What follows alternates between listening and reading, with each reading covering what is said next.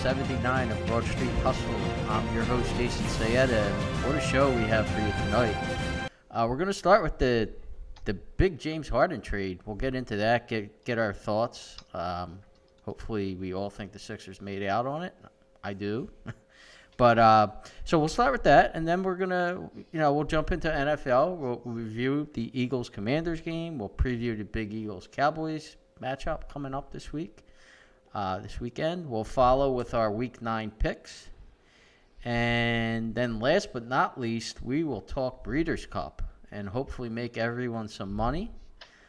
With that, we'll do the late pick 5, and then we'll throw in some other picks that we'll have throughout the day, well, throughout the weekend, Friday and Saturday, but mostly Saturday. So Tommy isn't here tonight, but we are joined by Jimmy the Chalk. What is going on, Jimmy? I thought we might be light on Sixers till like February, but Maury surprised us as always. Maury and I guess Harris, from what we've heard, Harris jumped in there to kind of push it along, but we'll get into that. But we are also joined by Chris Meeker. What's going on, Meeker? Yeah, I'm a surprise guest tonight. I wasn't supposed to be on, but my scheduling conflict ended a little early, so I was able to jump on with you guys tonight. So good to see you. Always welcome. It would be a shame if you couldn't be on the brag about your performance last week, So. Oh, that's the only reason why I'm on, by the way. You can just get to that first, and might have to I'll stop breaking his balls. Although he was coming off an 0-5 streak. I'm sure you'll find a way.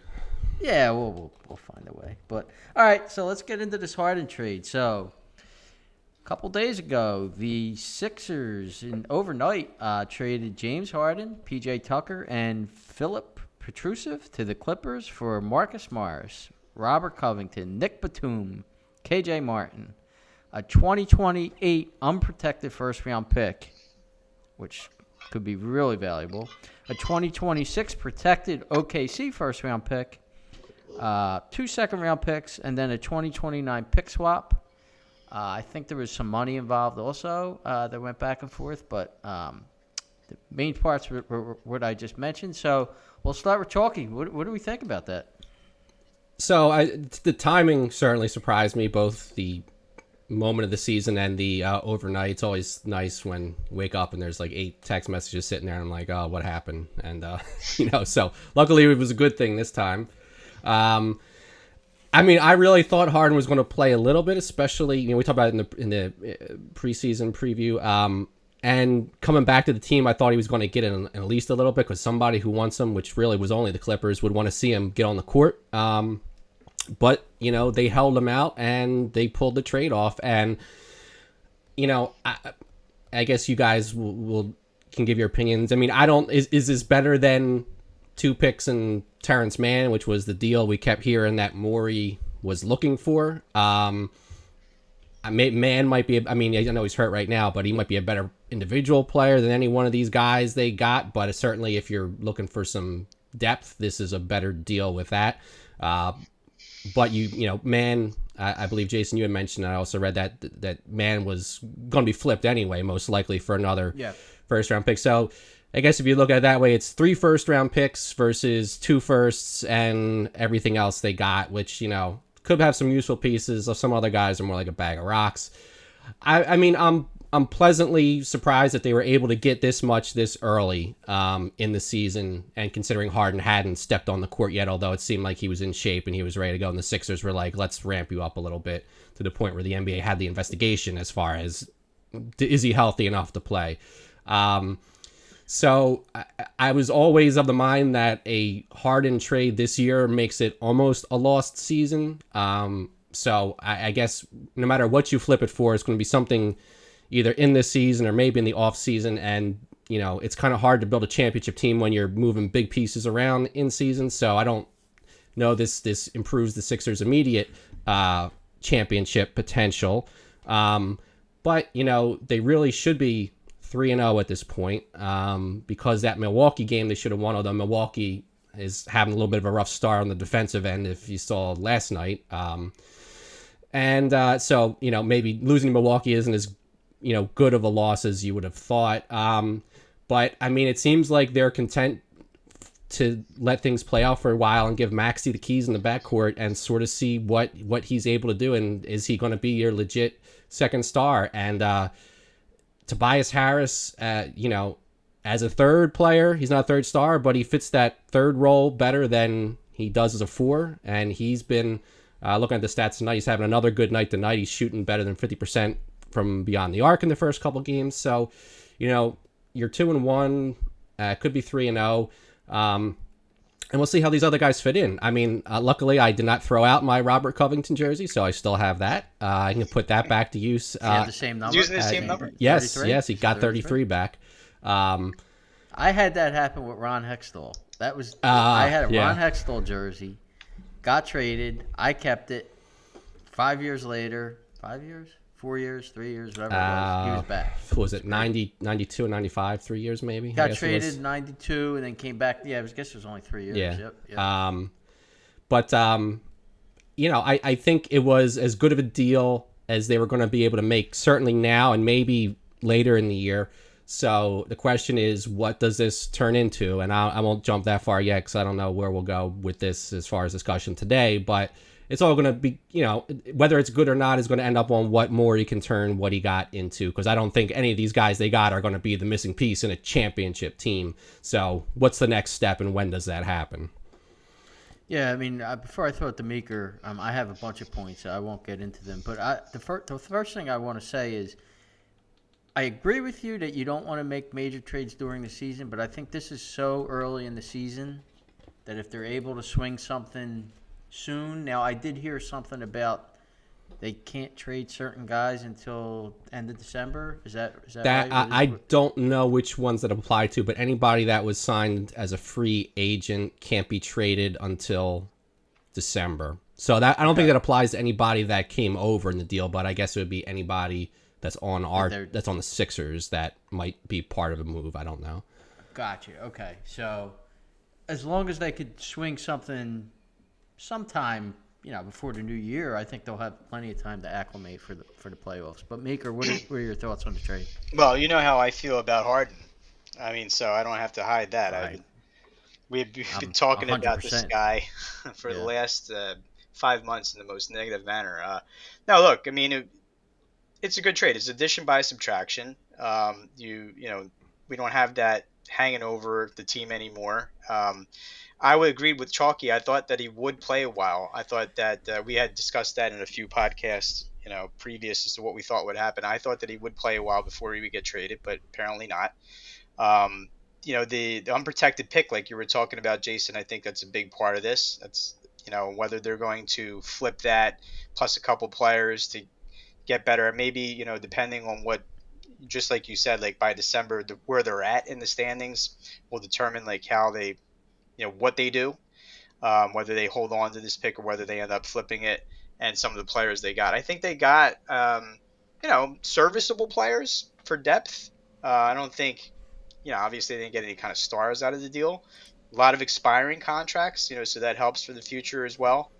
Look, I mean, I just think that it's just good for the mentality of the team. And we've seen how good Tyrese has played in the first few games of the season without Harden on the court. So if that continues, maybe, I mean, you're losing something. Don't get me wrong. I mean, when he's good Harden, I mean, he was a valuable asset to the team. But there was a lot more good than bad last year during the regular season. But when we got to crunch time, you saw what happened. And, I think it will be good for the development of Tyrese for the most part. This trade, so we'll see. Like Chalky said, they're going to give him the keys to the backcourt and see if he can make things work. So, yeah, I agree. I think for the development of Maxey, it's beneficial for Harden to be gone. I think Harden was going to pick it up. I think he picked it up last year. We just kind of only saw half of an effort from him because the stories you hear about him partying and stuff like that. I mean, you could kind of guess the nights he was out partying by his play the next day or whatever. But I love the trade. Two first rounders, pick swaps, expiring contracts. I think Morris is an upgrade over Tucker. Maybe not defensively, but Morris is, he's a scorer. He could shoot. He's a better shooter than Tucker. better scorer, probably a little bit of more of a nastier player than Tucker. So, now you have Morris and Beverly.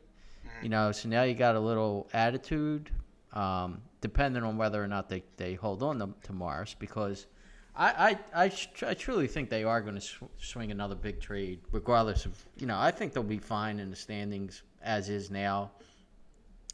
As constructed, they're probably the third best team in the East right now. Maybe them or Cleveland. That's debatable, but another trade's coming. You know the way Morey operates. Like he's got something up his sleeve. What's next? I don't want Levine, however you say his name, for the Bulls. I'm not a fan of his. I don't think he's a winning player. I think he gives up almost as much as he scores. He takes bad shots. He's gonna take bad shots that are gonna hurt Maxey, I think. So, not really a fan of Levine. I would love for them to do something with the Raptors. I love OG Anunoby. I think he's a really good player, two-way player, kind of player I love, kind of player obviously Nick Nurse loves.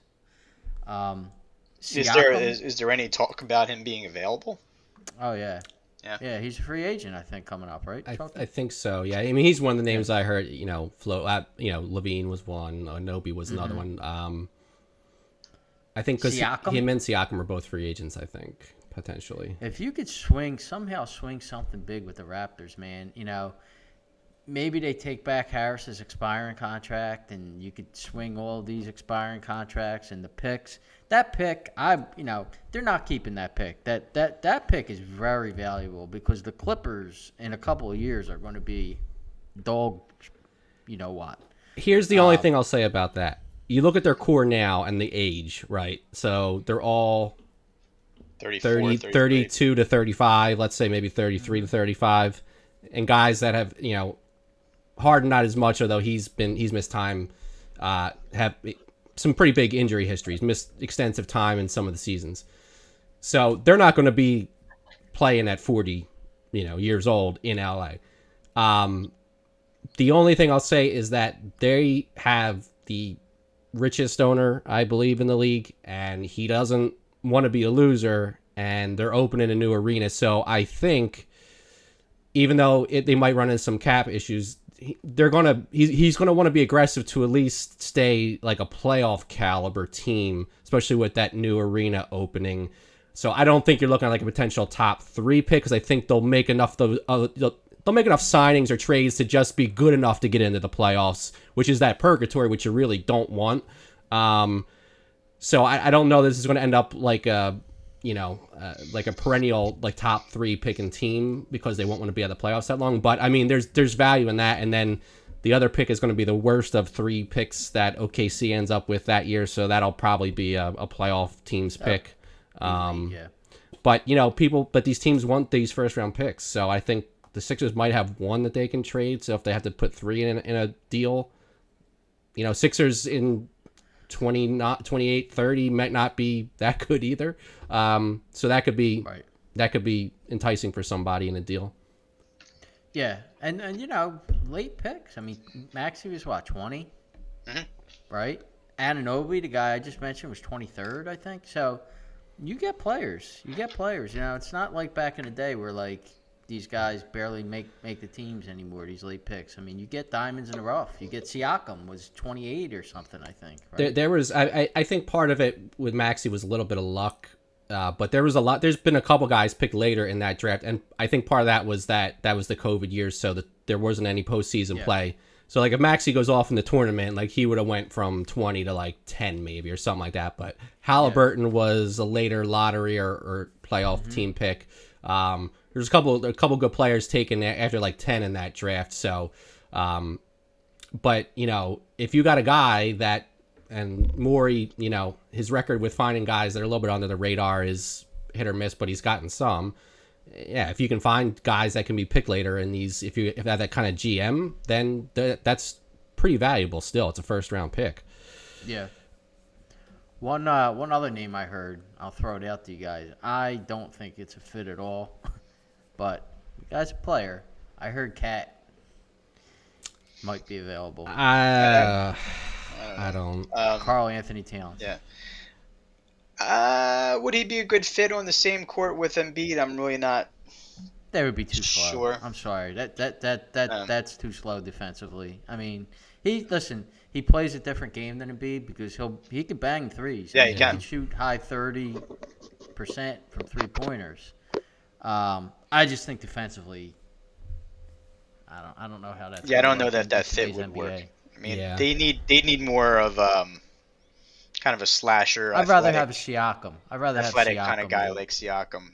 Yeah. Yeah, If you I'd rather can, have Siakam. The thing I'll say, if whatever they end up doing, and I guess, I mean, technically they don't have to do anything per se, because if they get all these contracts off the books and then just go after somebody as a free agent, who knows? But I call it. Do they lose any slots though? You might know this. Like if they just let everybody expire. If they let Harris expire and then all these guys expire, will they still have enough? Like, will they still have 3 max? Yeah, I didn't. Obviously, they have Embiid already. So 2 more I max didn't slots. write it down. I think they're pretty close to the max slot if they let everything expire. So you're looking. I want to say, obviously you'd have other roster spots you have to fill, but I think they'd have over 50 million available. Okay. For next year. Because the problem now is you're gonna have Maxey's Maxey's come up. contract, right? So he's that's gonna coming get up. signed after whatever shakes out. So I think that Right. that does And kind he'll of have bird rights. it so they'll be forces able the to hand. sign. So you got to either make a deal.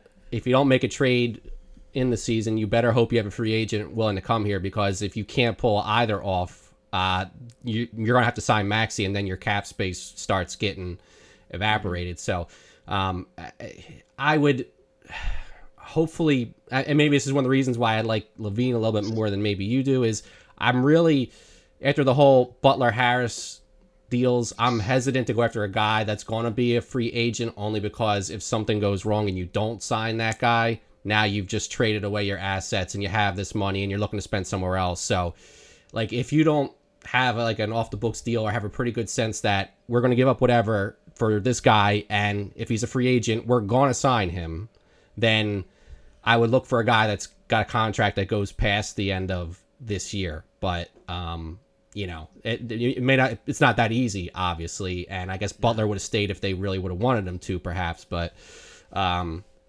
yeah, I don't want to give up what little assets we just got, or it's not.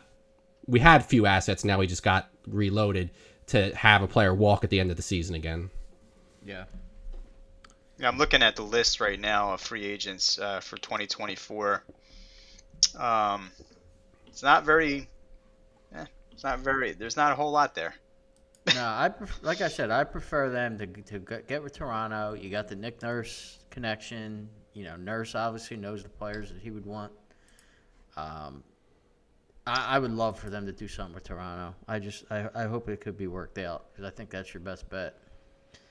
But Buddy Hield and seems to be like the most. Buddy Hield is a nice player. Yeah. He's a good fallback player. I put out this today to one of my buddies, not you guys, but I said, imagine if they could get Hield and get Siakam and OG. Obviously, Harris would be gone. Imagine that starting lineup. Yeah, I just Maxey, man, I don't know. That's OG, I Siakam, and don't know if you're giving up. They have enough to give up to pull off those Maybe one. moves. And I'm looking here, so I don't know what list you got, Mika, but I have I don't know how you could get Hield. Yeah, you wouldn't have anything. I have the NBA.com for you. So LeBron is technically a free agent. Then highest rank after that, Siakam and Anunoby.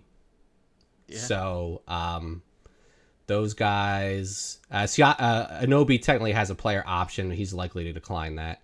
And then it's Harden, Maxey, Nick Claxton, DeMar DeRozan. Well, here's so here's a name, DeRozan, like Klay Thompson. He's old. He's on the Klay list. Thompson. He is. would fit. I think he's lower on the list because they probably still expect him to find a way to stay with Golden State, but it seemed like they weren't very close on an extension before the season started. So, age-wise, but I mean, as far as a fit, He fits. he fits better than just about most guys that you could possibly possibly get. If you brought Hield in, you got to get somebody else that's going to play defense, because he's not going to play any defense whatsoever. But he's going to be a high volume shooter, no doubt. Yeah, something's coming. So we'll see. I have faith in Morey. I know a lot of people don't. I think he's gonna do something. It's gonna be exciting. So we will see what happens. So all right, let's jump into the NFL. We'll start with the Eagles-Commanders game. It was an entertaining game. A lot of back and forth last week. Eagles prevailed, but did we see any flaws with the Eagles? I'll start with Chalky. What do you think? I mean, as far as flaws, like the Commanders had the defense's number in 2 games, 31 points in both games. And I know the touchdown at the end of this game wasn't really meaningful. But they had kind of given up, although I kind of wanted to strangle Swift for not going down and ending the game once Washington scored that touchdown, and then they had to worry about an onside kick. Yeah, I mean, give Bieniemy credit. He found something that other teams have struggled with for sure with the defense.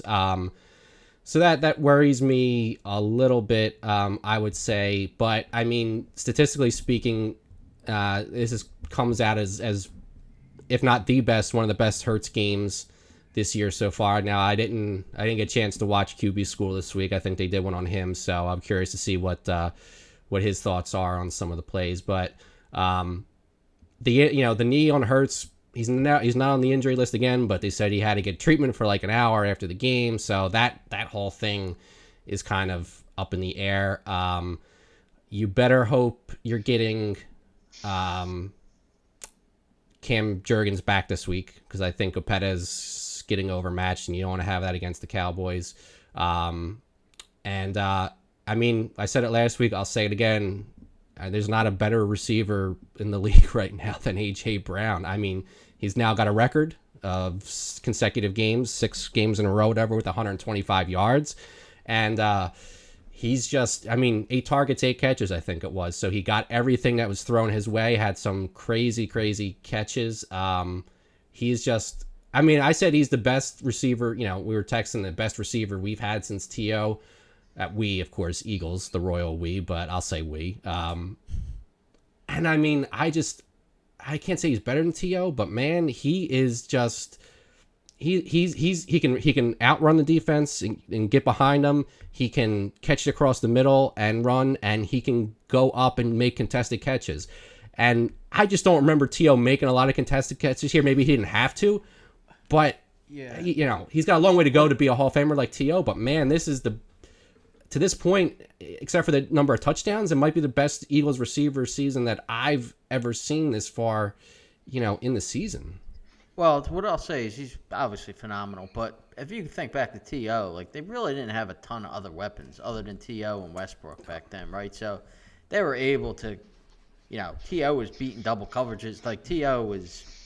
Yeah, he was getting, you go back to those 04 games, he was just so open in some of those. And it was like, how can you get that? Like, he was that good to get open. So there wasn't a need to make a contested catch in a lot of those. But exactly.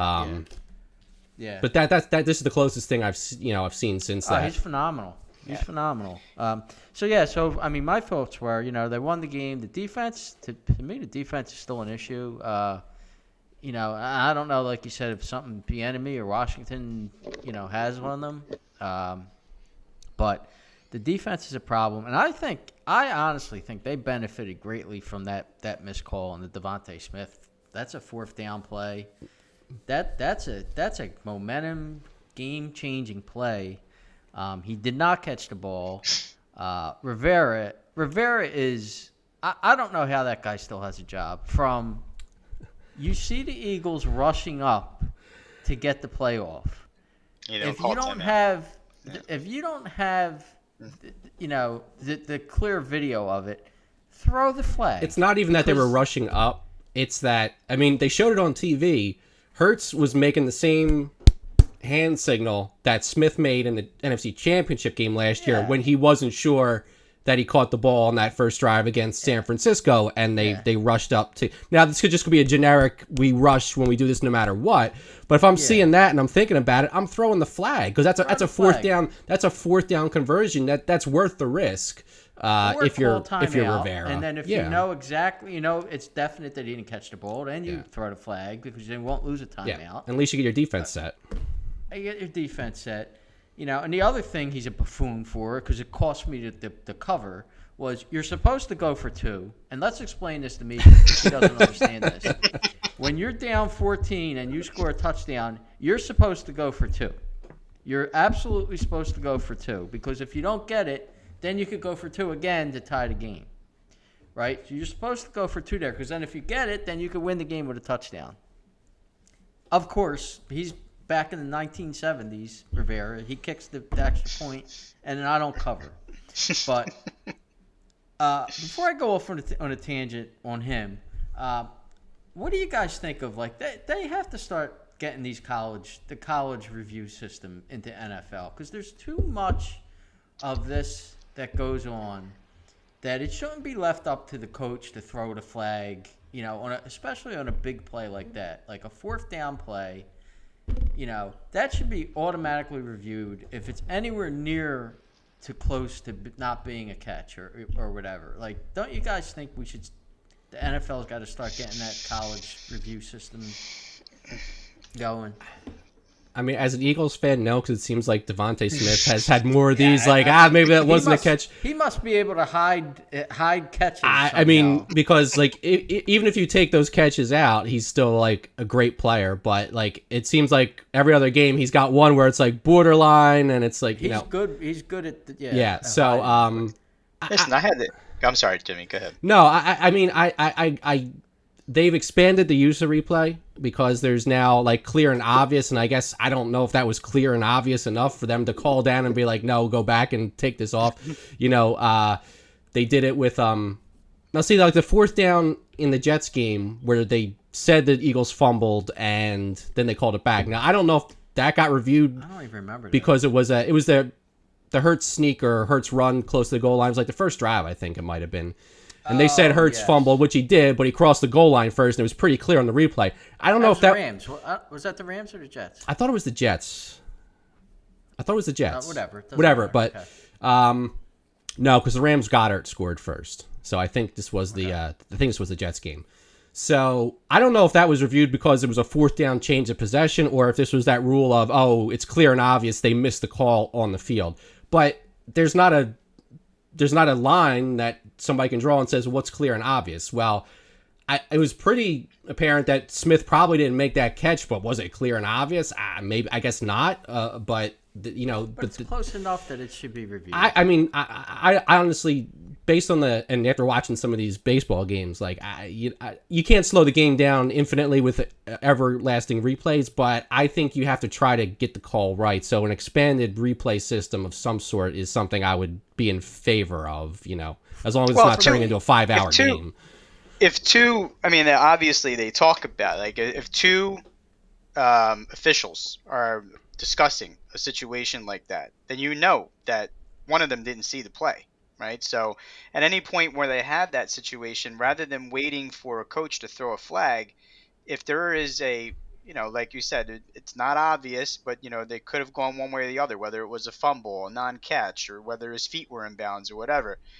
We shouldn't have to worry about the coaches throwing the flag. I agree. I mean, we have the technology in today's game to be able to go to the booth. It should only take maybe a minute, and the refs could basically say ref timeout here, to review the play. They do it on all scoring plays, but the scoring plays are important plays in the game, but there are other really important plays of the game that can turn a game left or right, and they have to get these calls right. I was actually in a conversation with a former college umpire the other day. He happens to be a real estate agent in the office I work in, and we were talking about how many missed calls, in the World Series the Phillies had. I mean, in the NLCS the Phillies had pitches, and I was like, look, I'm for it. I am for every 100%. every single ball and strike being correct, because if Yep. If it's left up to you guys, and he said, as an umpire, depending on how the catcher's standing, if he's moving around a little bit, how much movement is on these pitches, you're gonna miss him. You're gonna miss some pitches. You're just gonna miss them, and they could be called third strike, so they could be ball four, whatever the situation is, and that can change a game. We have the technology in today's games to be able to get it right. They should be able to get these calls right because it changes the outcome of games, and I think they should also use it for penalty calls. Like Yeah.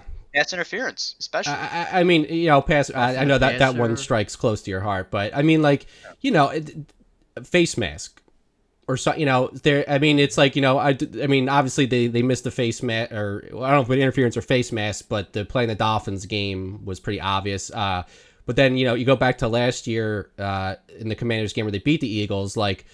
Goddard fumbles, so they could have reviewed the fumble, but they can't review the fact that his face mask was turned around to the back of his head, and it should have been a 15-yard penalty. We can't overturn the call because we can't review the penalty. Like, there has to be some sort of happy medium where it's like, that's clear and obvious. I know you don't want to start litigating holding and all that and certain, but like that, I mean, because they can check, I guess, like crossing the line of scrimmage if the quarterback goes above Which that. is a penalty. I think that's a challengeable play that you can challenge 12 men on the field maybe. So there's some penalties already that they can look at. Like a face mask should be pretty clear and obvious in a lot of cases if it gets missed. Let's take a look at that. And Mika was talking about, baseball has that technology and they're using it in the minors in some ways. Football, to me, it just, and I don't know what the cost is. It's not my money, but they make a lot of money. The fact that the technology is not being used, if it exists, to where you can have a camera at every part of the field to where it's like, well, we can't see, we don't have it on the goal line in this game, so we don't know if it crosses here. Like, there shouldn't be a part of the field you can't see. And then how there isn't some sort of technology that will allow you to accurately place the ball to where you're looking at a line judge to run in and mark it with his foot, or to measure with chains still in 2023. I mean, like, do you tell me you can't find a technology that will give you better than that? Or yes, this crossed the goal line whether we can see it or not, touchdown. Like, put a chip in the ball. Put a chip in the ball. The spot of the ball is the easiest thing to be able to figure out. I mean, there should be a chip in the ball. The craziest chip in the ball. The craziest thing was the Eagles Dallas game from, I think it was like 2018, where Dallas fumbled the kickoff. There was no way the Eagles didn't get the fumble, but they were like, well, we don't have a clear recovery of the Eagles, so we can't give them the ball. It's like there was 5 Eagles on it and 1 Dallas guy, and we couldn't see them actually recover it or whatever the rule was. And it's like, come on, like, just because there has to be some sort of judgment of we can't see it, but if the guy is physically across the goal line, like, we don't need to see the ball to know where it's at. It's just that baffles me, but it's still the most popular sport in America, at least. So I think the NFL likes us talking about this, right? Because now there's something to talk about the NFL, and there's something to bitch about, or it makes them always in everybody's top of mind or whatever. But they want to keep the games close. I feel like every week. I think there's officiating by the score that's absolutely goes on, and that's annoying too, because they don't want these games to get out of control. You could definitely see it happen, especially in these national games. And that's the one gripe I have, like, with some of this. It's like, if you're calling balls and strikes that aren't that accurate, but if you're consistent and you're doing it the whole game, okay. It's like, if you're calling some penalties early but not late, you see in hockey, the overtime, they put the whistle away. Like, don't call something to even the score up at the end of the game if you weren't calling that in the first quarter, and vice versa. Like, if there's a holding call that you haven't been calling all game, don't throw the flag at the end of the game unless you missed all the ones before. Just be consistent, because at least look, this kind of break has been going this way. Either they haven't called anything of it, or they've been calling anything close to it. As a player, otherwise you have no idea what's going to get called or not. You just need to be consistent. Yep. All right, let's jump into this Eagles-Cowboys game. Big game coming up this week. The Eagles are favored by 3, I believe, unless the line has changed in the last hour. 3 is last I saw. It's 3, yeah. Yep. So, Chalky, what are your thoughts on this game? I think this, I don't want to overstate it, but I feel like this is the biggest regular season Eagles-Dallas matchup since maybe 2019, when they had the division on the line towards the end of the year. And they've played important games, but, last year, you didn't have a game where the two quarterbacks were playing. It's only the second time Hurts and Prescott will be playing against each other. So over the last couple of years, one team's been good or they've both been bad, or, the Christmas game last year was an entertaining game, but Hurts is out. So you got your quarterbacks healthy, and this is really going to be a pivotal game for both teams, probably more so than Dallas. I think if they lose this game, they're in a lot worse shape moving forward than the Eagles if they were to lose. But it's huge game for both teams. And it's kind of like, I feel like it's the juice as an Eagles fan is kind of, you have that hatred for the Cowboys, I guess, but this is like a big, the biggest game in a while. So the juice is kind of flowing a little more for this week. I think the Eagles, like I said, Juergens is practicing. I think he's got to be back because they're going to have to probably run the ball a little better than they've been doing just to keep like Parsons off balance. Dallas's defense is very good, even with some of the injuries they've had. And for the Eagles, we didn't really get into it, but they lost a turnover battle again last week, and this time they turned it over twice in the 5-yard line at the, so those are points that came off the board that maybe if they get you can't say, well, if they got 7 here, the score would have been just 7 more. You don't know how the game plays out, but those are 6 to 14 points that they lost right there. And they finally got a turnover at the end of the game that proved critical, which was their first turnover in a couple games. So Dallas gets a lot of turnovers, and the Eagles have been turning the ball over. So if the Eagles lose the turnover battle, I think it's going to be very difficult for them to end up winning. I think the line is about on the number. I'm thinking like 26-23 Eagles. But I feel pretty confident in saying that if the Eagles don't win the turnover battle, or at least play it even, that it's going to be tough to win the game unless they have like 2 late turnovers after having a big lead. But it wouldn't shock me to see Dallas win. But I think the Eagles are the better team, and I think they'll get it done, assuming that their line stays intact. What do you think, Meeker? Well, Dallas seems to be a pretty Jekyll and Hyde team. I just don't know what team is going to show up from week to week. I mean, they looked pretty good against the Rams last week in a 23-point win, where the Eagles struggled twice for the second time this year against Washington. Yeah, I mean, the Dallas fan that was supposed to be on the podcast today has always told me, when it comes to the quarterback, he's just a guy, and you can't really win. You can win with him, but he's not going to win the game for you, And that's how I kind of feel about Prescott as well. They've had some success with him in the past, but, they haven't been getting to the quarterback lately. And I think they only had 1 sack last week against Washington. Howell was escaping a lot of pressure in that game. And, I said before that game, in order for Washington to win the game, even though Howell had a great first game, he would have to play better than he played his first game to win the game. And he damn near almost did. Not that this, not that what I'm talking about matters in this game per se, but there is some, bruises, I think, in this defense that have been exposed in these Washington games that I'm wondering whether a more talented team like Dallas can exploit. And one of them being that they just haven't been able to get to the quarterback as much as they were last year. I think it's going to be a closely contested game. The fact that the Eagles are home, I think I'm going to give them the advantage. I have them. I think I texted you like right around 30-26, 30-27, somewhere right on the line.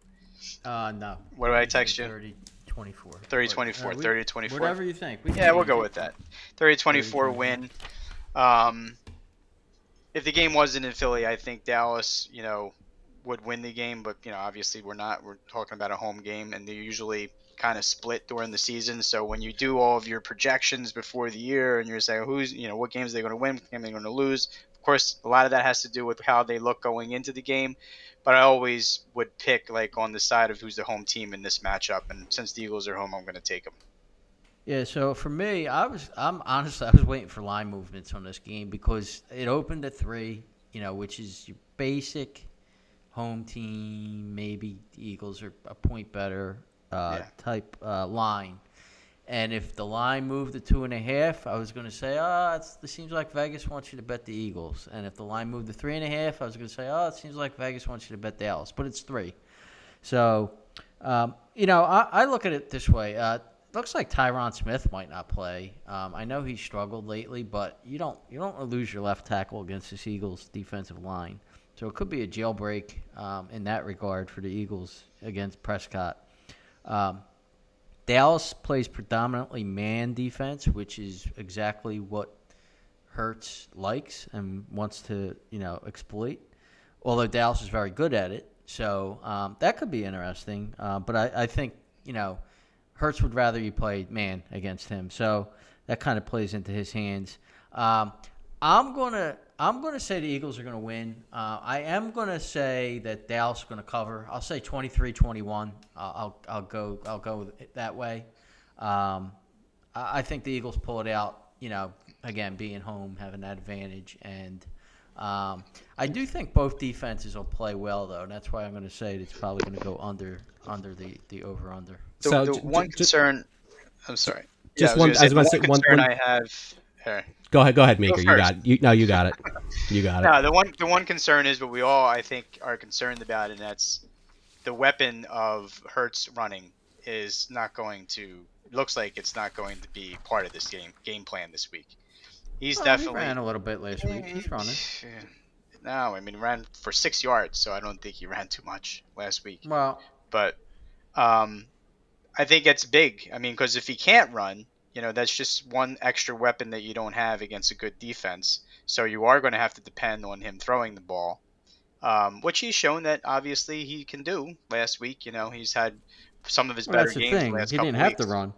No, he didn't have to run against that defense. No, but I think there is a concern there with his knee, and if he's not able to run on times where he thinks he could take off and get a first down, and he has to throw it against a pretty good defense, that could be something that could turn into trouble. Maybe a turnover here or there. All Go ahead, Chalky. Yeah, well, the one thing I was going to say, because Meeker talked about, they're not getting to the quarterback as much as they did last year. I mean, it does feel that way to some extent, but through 8 games last year, they had 26 sacks. Through 8 games this year, they have 25. So I don't have pressure stats, but the sack numbers are almost identical. And really per game, I wouldn't think that. Like you said, it doesn't seem like it. It doesn't. I mean, and they had they had a 9 sack game and a 6 sack game early in the season last year. That So it's been more consistently spread out this year. But the big difference this year is that they're not getting the turnovers they got in that first half of the season last year for sure. Like I said, and I don't have pressure stats, so there could be more pressures last year that forced some of those turnovers or bad throws. But the sack numbers are almost identical, which I was kind of surprised at too.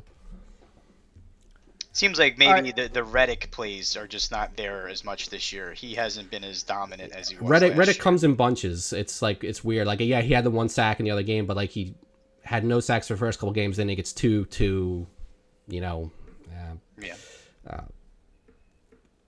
All right, let's move on. We're going a little long here, so let's get into our NFL picks segment.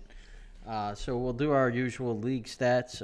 Over-unders was 8-8 last week, so under is still dominating there, 70-51, 58% clip for unders.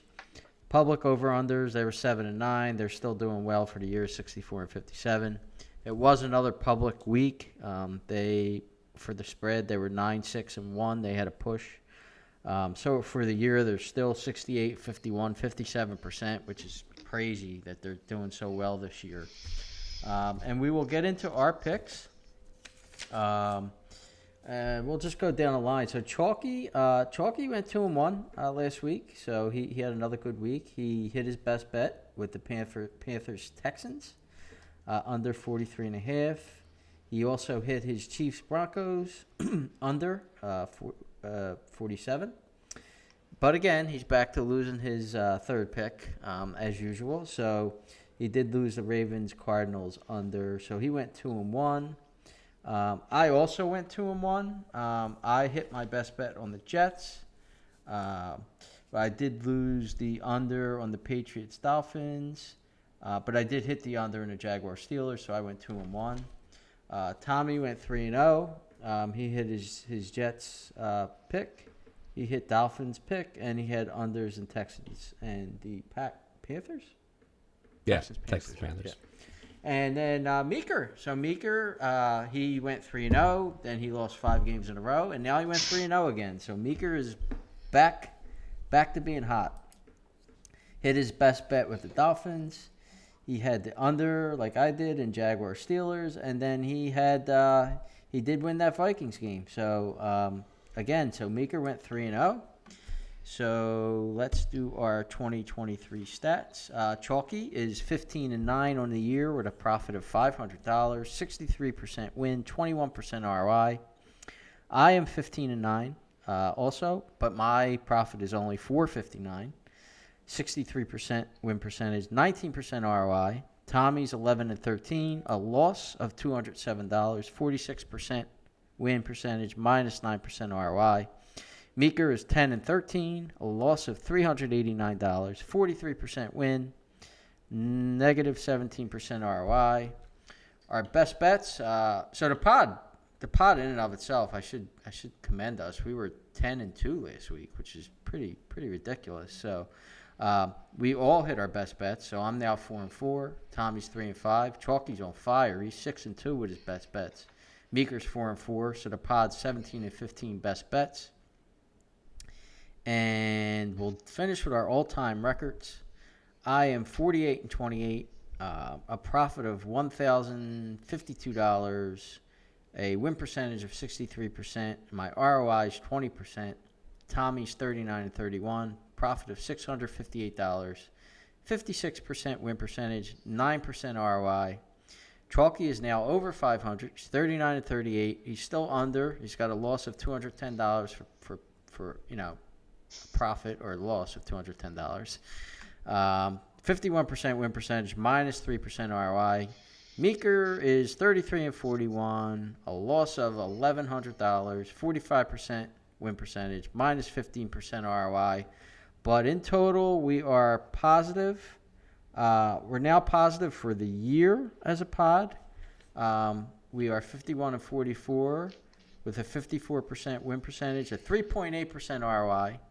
And we're also positive all time, the four of us, with a 54% win percentage and 3% ROI. So if you're following every one of our picks, you're ahead.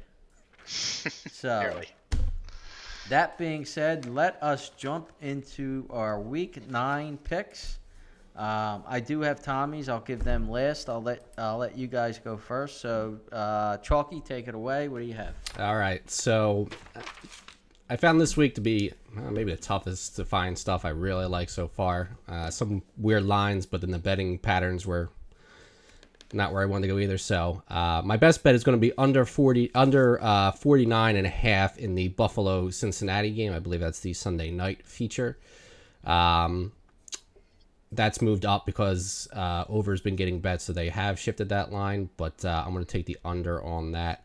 I'm also going under. What's the number on it? Under 49.5. They're all 110 minus 110. Okay. Yep. Okay. Second pick is going to be under 44 in the Seattle-Baltimore game. That is also minus 110. And then we've had, I think we're undefeated for the pod in the European games this year. So I'm going to take a shot at it, and hopefully nobody's betting against it. But I'm going to take Miami money line plus 110 to beat Kansas City in my famous third pick. All right. So, Meeker, I have your picks, but you could certainly verbalize them. All right, so I'm going to start off with the Bengals -2, minus 110, playing Buffalo.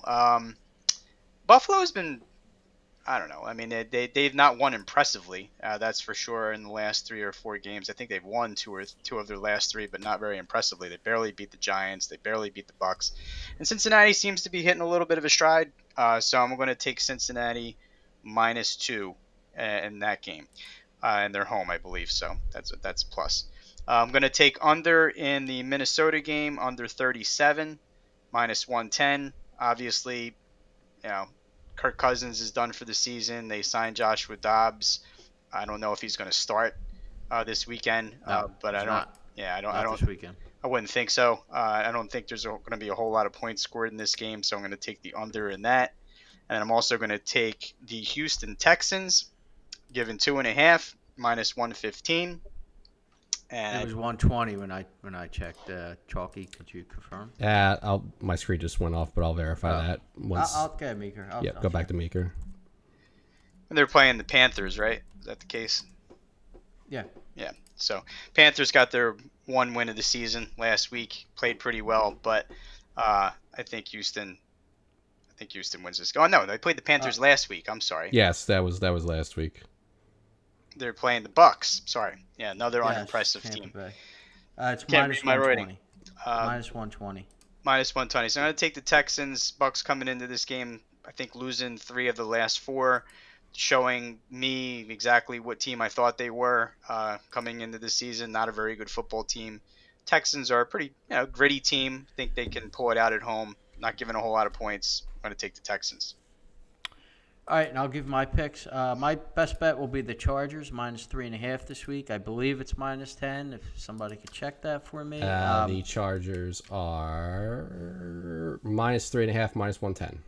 Yeah, so the public is all over the Jets for some reason. The Jets barely, by a miracle, escaped that game against the Giants. It was one of the worst displays of football ever seen It was mankind. And the Chargers are, coming on. So I think the Chargers handled them in that game. Believe it or not, Meeker and I have the same pick for our second pick, the Vikings-Falcons, under 37. I just don't see how points are getting scored in that game. I think both teams are going to keep the ball on the ground. The Falcons finally benched Ritter. I think Heineke's starting. So that's an improvement for them. But the Vikings have some kind of fifth-round clown playing quarterback because Dobbs isn't ready to play. So they're going to be running the ball the whole game. So that'll be an ugly game. And then I'm also going to go under in the Bucs-Texans game, under 40. The Tampa Bay offense is putrid. The Texans offense, I think Tampa Bay could slow them down.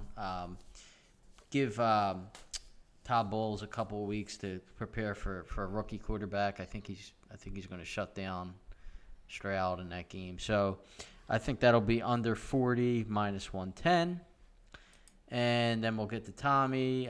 His best bet is the Colts, minus 2.5, minus 108. His second pick is the Cardinals, plus 7.5, which is also minus 108. And then that's right now. That's plus 8, 110. Plus 8, 110. Yeah. Okay. And then his third pick is the same as Chalky's best bet. He has the Bills-Bengals under. You said it's 49.5? It's 49.5 right now, yeah. Okay, and it's 110, so Yep. he had 48.5, so he gets a point there. So that's it. So that will conclude our football segment. We will bid adieu to Meeker unless he wants to try to win some money on the Breeders' Cup this weekend. It's totally up to him. That's okay. Okay. All right, Meeker. You could use it with your football picks because you went 3-0, but you're still in the red. So at least listen to us. You don't have to hang with us. At least listen to our picks afterwards. I'll listen to them. I will be. What's the word I wanted to use? Yeah. I will not be turning you off. Let's put it this way. At 53 minutes and 34 seconds. Gotcha. All right, Meeker. Thanks for joining. We'll see you next week. All right, let's get into Breeders' Cup. Chalky, I will let you drive.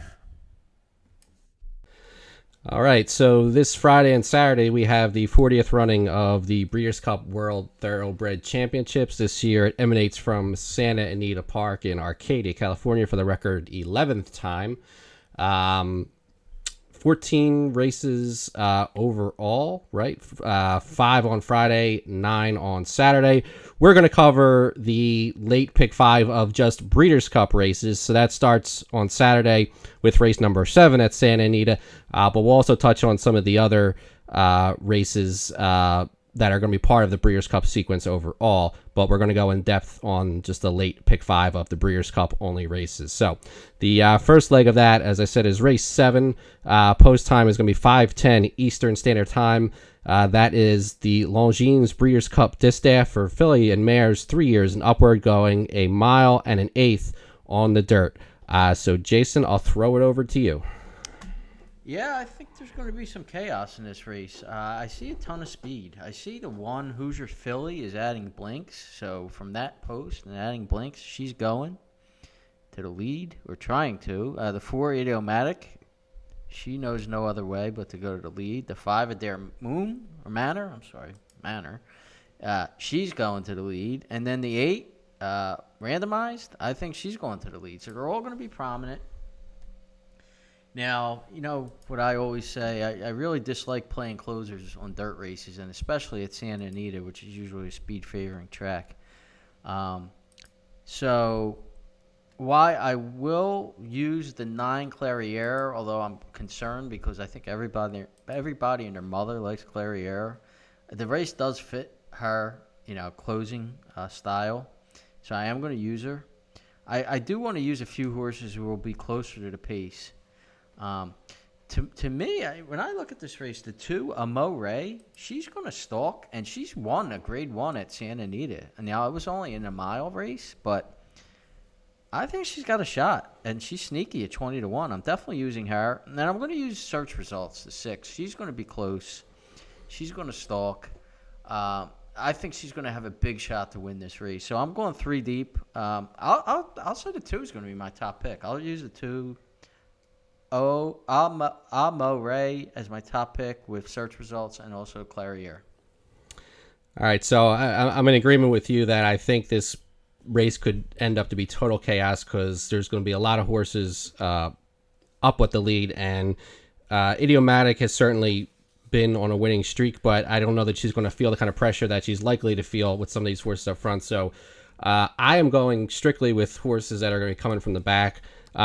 My top pick is Clairiere. I thought about making this a single, but I backed off, and I don't know if she's going to end up being as popular as maybe you would think because of her last 2 outings, and that might scare some people off to think that she's just hit the wall. But she did have some decent works out at Santa Anita, so I'm back on the Clairiere bandwagon. For the other horses, I'm going to maybe look for a little bit more of a price if chaos ensues. So the 3 Pretty Mischievous is going to be coming from behind. I don't know if she'll be fast enough, but as opposed to the other 3-year-old in the race, Wet Paint, she does seem like she has improved at times this year, whereas Wet Paint has not really been running faster for the most part, although her last race out was her fastest buyer figure, but she just doesn't have a race that's fast enough to win this, whereas Pretty Mischievous, actually her fastest race is slower than Wet Paint's 93, but I just like her a little better in this spot. And then I'm also going to use the 11 Leda Vida coming in. Finished second to Idiomatic last time out, but I said that was not. I don't think the pace there ended up being as fast as or as pressing as Idiomatic is going to have to be here. And listening to some of the experts talk about it, like Idiomatic has had the lead, but her pace figures on a lot of folks aren't coming up particularly fast, so she hasn't had to run fast. Doesn't mean she can't, but she's more likely to see pressure here, and she may not be able to keep up with it without really straining herself. So for me, mostly Clairiere, but also use the 3 and 11. Yeah, I think that for me, the 11 seems like a good board horse. I'll probably try to throw her in like on the bottom of tries. I don't know if she's good enough to win. She's probably a C for me if we're doing like an ABC sequence. Yeah. But, I mean, if we're looking at a pace meltdown, I'm going to try and, if I'm playing people, closers coming from the back, I'm going to look for the price there. Maybe somebody gets up. Yep. All right, so race 2 in the sequence is the 8th. That is the Longines Breeders' Cup Turf. So that is a mile and a half. This one actually starts on the downhill. So really, I guess 3 or 4 turns, I guess, depending on how you want to look at it, if you will. I'll lead off here. Now, there is a there is a scratch here. If you're looking at the PPs, the 6 Get Smoking is scratched, and for some reason DRF doesn't remove the horses yet, even though some of them have unfortunately passed away. So the 6 is going to be out of the race. I'm going with the favorite here. That's Mosadaf. Has 3 of 4 this year, and its one loss came in Dubai to Equinox, who is arguably the best turf horse in the world right now. And he's won at Ascot. He won at York. Gosden brings horses over all the time that are usually ready to go. He didn't have a lot of luck last year, but this is a horse that has run well in class, and his one defeat this year is to maybe the one horse in the world that nobody is going to beat right now. So that'll be my top pick, and that'll be a press in some of the multis if we get into that. The other 2 horses I'll use a little bit trying to get a price will be the one Shirayar. I'm probably not saying that right. Should have looked that up, from Japan. And the other one I'm going to use is the 2 Ernesto. I'm just not really feeling the 5 or the 11 in this race. They've been battling each other over in Europe.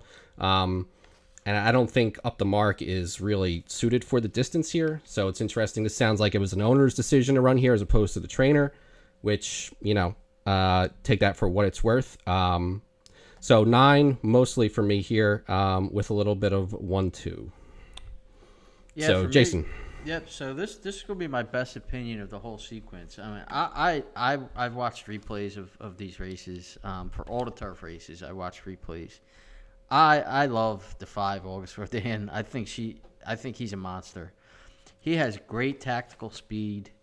I think he could run anywhere he wants in this race. Like you said, Get Smoking, scratch. So the 12 Ball of Deer he's probably lone speed, and he's going to go to the lead. And I think Moore is going to sit right off with August Rodin. I don't think he's going to be far back. He might not sit right off of him, but he's not. He's going to be in striking distance of him. I just think he's the best horse. I watched the replays of Mosadaf. The last 2 races, he's run against 4 horses, 3 horses, because he was one of them, and then 5 horses. So he's not really running in these big, usual Group 1 fields. And I'm not saying he's not a good horse, but I wanted to take a stand here, the stand here is I think August Rodin. I like the way he moved. I think he's got great turn of foot. Like I said, I think he's tactical enough. He'll get first jump on this Mosharraf, and I think he's going to win the race. So I'm going to single him. The best horse is obviously 8 Up the Mark, but like you said, it doesn't seem like Pletcher wanted to come into this race. I think this is more of a Rapoli thing, and I just don't think he's good enough. I'm singling the 5. That's my best opinion, I think, of the whole sequence. All right. Well, I mean, the Aidan O'Brien has won this a lot of times, and Ryan Moore is on board, so hard to go against him. Apparently, O'Brien loves this horse.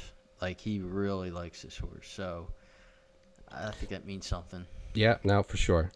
All right, so that moves us on to the 9th race, which is the Breeders' Cup Classic and 1.25 miles on the dirt. Now, I believe this is the first time that the Classic is not the final race of the Breeders' Cup sequence, because this year NBC perhaps wisely thought that college football will get more viewers in prime time than horse racing. So this is in the middle of the sequence as opposed to ending it. But we have a scratch here with the 1 Arcangelo, and not a lot of standouts right now, I think, and we've had some horses scratch, and one unfortunately passed away this week, so there could be some interesting opinions here. Jason, I'll let you kick it off. Yeah, I mean, for me, will Arabian Night go to the lead, or will he sit off Saudi Crown? I think that's going to be one of the big interesting things that's going to go on in this race, and I'm going to take a shot with Saudi Crown. I like speed on dirt. I like speed on dirt at Santa Anita. And this horse is fast, and this horse is going to the lead. And I'm going to take a chance. He's going to get the lead and keep going in this race. Now, I'm not going to single him, obviously. I'm also going to use. You can't. I don't think you can toss the 3 Barrio. He just ran such a big number. He ran a -6 on Thorograph in the last race. If he runs anywhere close to that number, he probably wins the race. So, you know, you have to use him, and he's been really good with Dutrow. So I don't know what Dutrow's doing with him, but he's doing something right. And then I'm using both of the Japanese horses. So, you know, Derma Sotogaki was my Derby pick, and of course he didn't get out of the gate. He didn't run badly. The concern is he hasn't run since that race, but these Japanese trainers are not dummies. They know what they're doing. So I don't think they would put him in this race if they didn't think he had a chance. And he's certainly a good horse. And then, of course, the other horse, the 8, Usha Batasuro. I mean, he might wind up going off as a favorite. He's a really talented horse. Might be the best horse in this group. Can't toss him. So I'm going 4 deep. But I will make Saudi Crown my top pick. I'm going to hope he gets the lead and keeps going. So 6, 3, 5, 8 for me. So for me, my top pick is going to be the 8, Ushba Tesoro. You know, for like you said, he might end up being the favorite. But he's won 6 in a row now, including the Dubai World Cup earlier this year. Distance isn't going to be an issue. And he's traveled internationally outside Japan, obviously, at least I think just the one time to Emirates for Dubai, but he traveled well. And, you know, we talked about it a little bit with the Derby, but, you know, the big Japanese outfits are shipping horses. They're winning these races around the world. You know, they had the Derby lineup this year. It didn't work out, but they've won Breeders' Cup races before. So I think anything they send over has to be given a look as potentially a live horse, but he certainly has the resume. So that's my top pick in this. The only other horse I'm going to use is the 12 Arabian Night. And I mean, if he ends up the favorite, I think he could also be in the vulnerable favorite category, but he's only got 4 races, but his one loss was off a layoff to a very good horse in Go Rocket Ride, who unfortunately, you know, passed away this week, but then he came back and got him in the Pacific Classic. And it's Baffert in California, and it's just, I may change my mind depending on how some of his earlier, you know, horses run, either on Friday or going into this race, but I'm gonna use him in some respect. White Barrio, I'm gonna stay away from, only because his training was delayed, but then he trained lights out. I just don't like the horse's training patterns getting messed up this much close to the race. So there was something off with him that he couldn't train on time. But then he had a great workout apparently on Monday, which was a couple days later than they wanted. I don't know. That just always gives me pause for concern. And I mean, Dutcher had foot issues back with Big Brown that, you know, kind of blew up in the Belmont the one year. But anyway, I'm sorry, go ahead. Yeah, if White Barrio is right and 100% healthy, he is definitely, he might be the best horse in the race coming in, certainly. But I'm gonna shy away from him due to that potential of being a little bit off. Yeah, I was gonna say my only thought on Baffert is Baffert doesn't seem to be Baffert anymore. I'm not sure why, but like, is this the same Baffert of 5 years ago with his horses? I don't know. I don't think so. I mean, like 5 or 6 years ago, you would just be going into every race to like, wow, if Baffert's got a top horse, then it's Baffert. In California, yeah. I mean, just this horse has shown a lot of talent, and his Haskell wasn't even really a clunker, but it was off a layoff, and he lost to, you know, the Derby winner and a Go Rocket Ride. So I think I'll have this horse right, and I think if he was going to win one race, he's going to want it to be this one. You know, maybe that doesn't mean anything, but I think if he's going to have one runner this weekend, I think it's going to end up being Arabian Night. So that's where I'm going with that. Okay. All right. Race 4 in the sequence is the 10th, which is the Breeders' Cup Turf Sprint, 5 furlongs on the turf. Not as interesting, perhaps, in the past as when this was on the downhill, but could be a good race nonetheless. I'll kick this one off. My top pick is going to be the mild favorite, Live the Dream. Actually, let me just back up for 1 second. There is a scratch in this race. The 2, Brad Sell, is scratched, which means one of the alternates does draw in, and that is going to be the 14, Beer Can Man, as of right now, will draw into the race. I thought it was a 13, wasn't it? 13? 13 also scratched, so right okay. now the 14 is the first one up. And you know why I bet that 13 scratch? Because it's Ravelli and it's speed, and he's got no bulls in this. Yep. Okay, So, makes sense. yeah, one timer did. So I pulled that up on the website before he came on. So yeah, so Beer Can Man is currently in the race as it stands now. But I'm gonna go with Live the Dream. Lost last time out in Keeneland at 5.5. So that extra half might have done him in. He's all of his wins happen at 5 furlongs. He's got some on turf, some on synthetic over in Europe. But he's a kind of a rare horse coming from Europe that has early speed, that especially in these races. So he's going to be trying to take them all the way, and I think he's got a potentially a shot to do it. So he's going to be my top pick and the one I would play the most. If the race falls apart, so if you have the defending champion Caravel goes out and it just kind of collapses, I'm going to be looking at some of the horses coming from back of the pack. My old friend Big Invasion, I'll throw him in there, even though he never seems to come up in the big spots for me. But at 15-1, he's going to be coming late. Also, we'll look to include Motorius, the 10, D'Amato, and Pratt. It's as good as a combination you're going to get on the turf out in Southern California, even if Pratt doesn't ride there regularly anymore. And I'm going to use the 11 Jasper Crone only because I have a lot of respect for these Japanese horses that are coming over, and might be a little. He's been running a little longer, but he's won at 5 before in stakes races over there. So if it's a collapse, he's going to be a price potentially. So I'm going to throw him in. Jason, who do you like? Yeah, so I am 5 deep in this race, and you have all 4 of the horses I have, but you don't have my top pick. So okay, we'll get to that.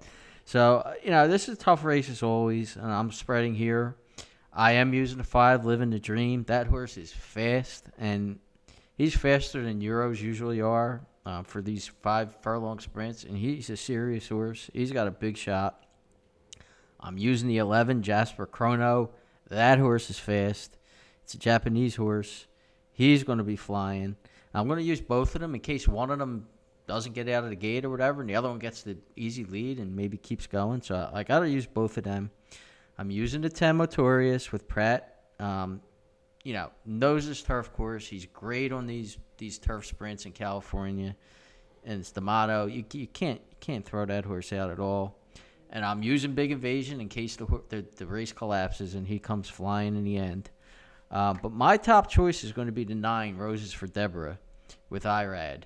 And that is a serious horse. If you look at the PPs there for that horse, and I don't want to misgender this horse. I believe it's a he, right? It's a female. Female, okay. She has, ever since she started sprinting on the turf, she's won every race except the last race, which was in a total mess at Parks. But she obviously didn't like the track, and she ran up the track. So toss that race out. You toss that race out.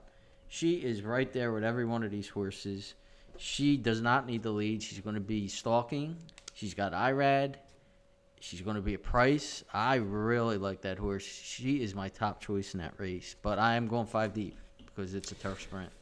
Yeah, it's definitely stepped up a level since switching to the Clement barn. So yeah, I mean, can't fault you for throwing that one in as well. All right, so the final race in the pick 5 in the final Breeders' Cup Championship race will be race 11 at 8 p.m. Eastern time. That is the Breeders' Cup Dirt Sprint, Qatar Racing Sprint. That is 6 furlongs on the dirt.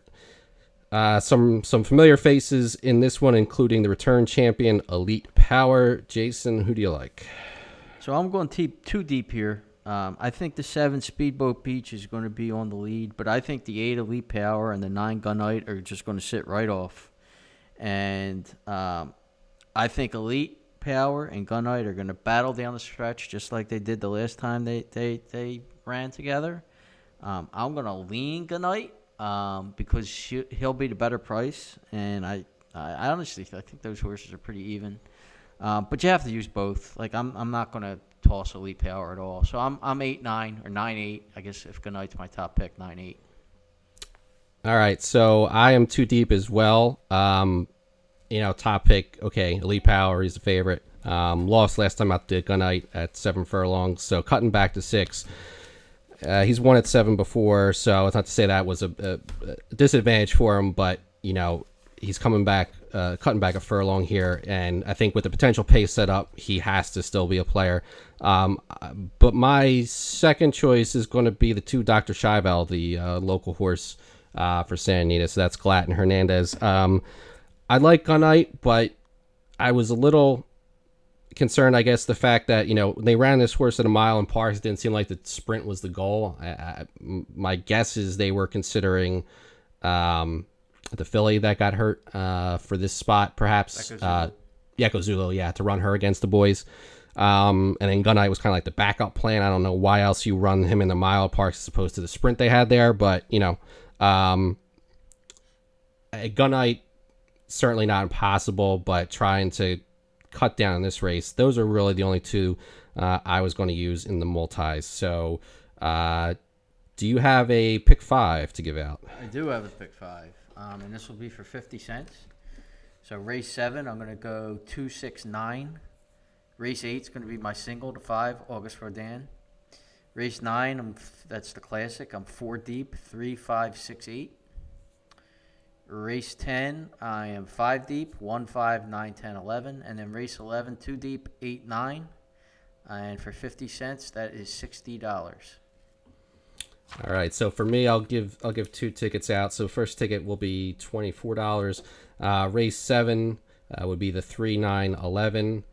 Race 8, single the 9. Race 9, go 8, 12. Race 10, 1, 5, 10, 11. And then race 11 would be the 2, 8. So that's $24 or 50 cents. And then a second ticket would be using all those horses, but adding in the ninth, which is the turf. So also adding the 1 and the 2 in there.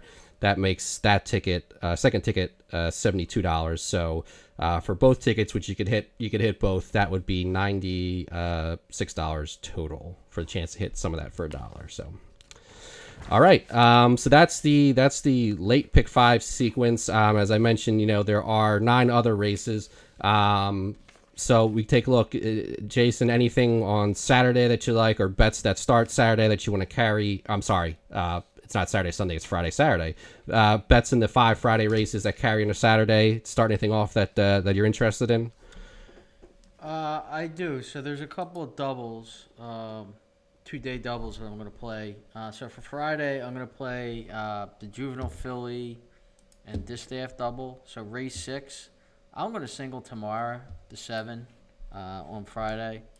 She looks like a monster. And I'm going to play that into my 3 Distaff horses, the 2, the 6, and the 9. And it's escaping me now. The 2 is Mo Ray, and the 6 is Search Results, and the 9 is Clariere. So I'm going to play that double. I'm also going to play the Juvenile and Classic double. So for race, I don't know if it's 8 or 9 on Friday.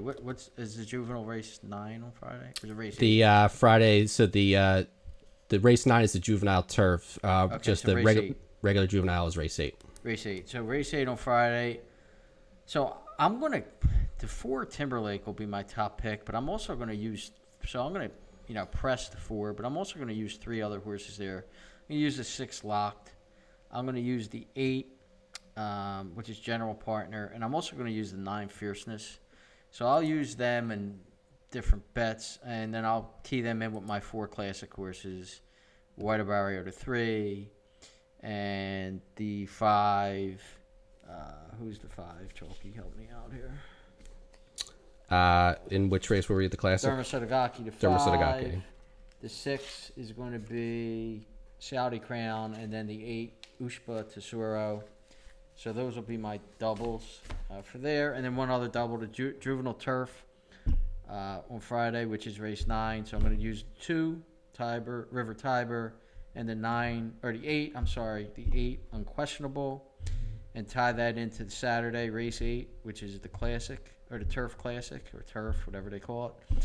And I'm using my single August Ordan, the 5 in that race. Okay. And for Friday, I mean, if you're doing any kind of multis within that day, or obviously if you're doing the juvenile filly Distaff double, I mean, it all depends on your opinion on Tamara. I think she's either you got to single her or you leave her off, because she's 4-5 on the morning line. She could get bet down more than that. For me, she's a single. So anything going into, I'll probably play a heavy double with her and Clairiere, and she would be a single in a pick 4, pick 5 of the Breeders' Cup races on Friday. I will probably go light in the Turf Sprint and the Juvenile Fillies Turf. Turf Sprint, I think a Sean the 8 is one I might single or not go very deep in. And I think there's 1 or 2 Americans in the Juvenile Fillies Turf that I would probably go.